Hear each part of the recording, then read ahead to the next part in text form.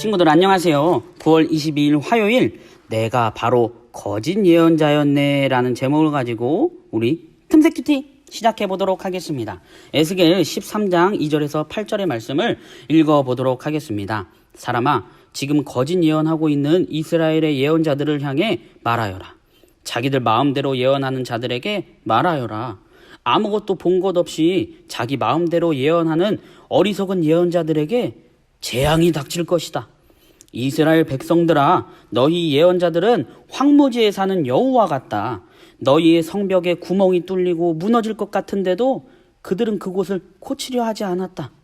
그러니 그 성이 어떻게 여호와의 날에 전쟁을 견딜 수 있겠는가? 너희가 보는 환상은 거짓이며 너희가 하는 예언 역시 가짜다.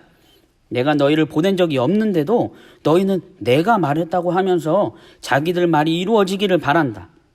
너희는 나의 이름을 빌어 거짓 환상과 속이는 예언을 하지만 나는 그렇게 예언하라고 말한 적이 없다. 너희가 거짓 환상을 보고 속이는 말을 하니 내가 가만히 놔두지 않겠다. 아멘. 하나님의 말씀입니다. 말씀을 보며 생각해 보겠습니다.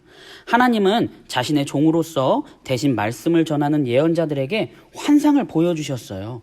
그들은 그것을 바탕으로 하나님의 백성에게 미래에 대한 예언을 전하고 하나님의 말씀과 뜻을 널리 알렸어요. 그런데 하나님의 뜻이 아닌 자기들 마음대로 하나님의 말씀을 전하는 거짓 예언자들이 나타났죠. 그들의 말은 전부 거짓말이었어요. 하나님은 자신이 전하신 말씀과 환상을 보지 않고 마음대로 예언하는 사람들에게 화가 있을 거라고 경고하셨어요. 지금까지 하나님의 말씀을 대하는 우리의 태도와 말투가 어땠는지 되돌아보고 생각해 보세요. 말씀을 내 마음대로 받아들이며 전하고 거짓말을 자주 했다면 회개하도록 해요. 또 말씀을 잘 받아들이게 해주시도록 도와달라고 기도하면 좋겠어요. 내 마음에 질문해 보겠습니다. 내가 습관적으로 하는 거짓말이 있다면 무엇이 있나요? 저는 기도할게 라고 말해놓고 까먹거나 잊어서 기도하지 않는 그런 거짓말을 하고 있다고 하나님이 말씀해 주셨어요. 기도할게 이렇게 말하고 기도를 안 하면 이건 거짓말이잖아요. 친구들에게도 습관적으로 하는 거짓말이 있을 것 같아요. 동전 떨어졌다. 어디? 인사 잘한다. 여러분, 이거 장난이라고 하지만 이것도 거짓말이에요. 여러분들이 하는 습관적으로 하는 거짓말이 있다면 이곳에 한번 적어보세요. 그리고 회개해보세요. 말씀에 담긴 뜻이 마음에 들지 않아서 내 마음대로 받아들인 적이 있다면 언제인가요? 저는 부모님이 저에게 이제 잔말씀을 하실 때 저는 성경 구절에 너희 자녀를 노엽게 하지 말라 라는 성경 구절이 있어요. 그 성경 구절을 가지고 부모님께 막 대들었어요. 성경에 너희 자녀를 노엽게 하지 말라고 써 있어요.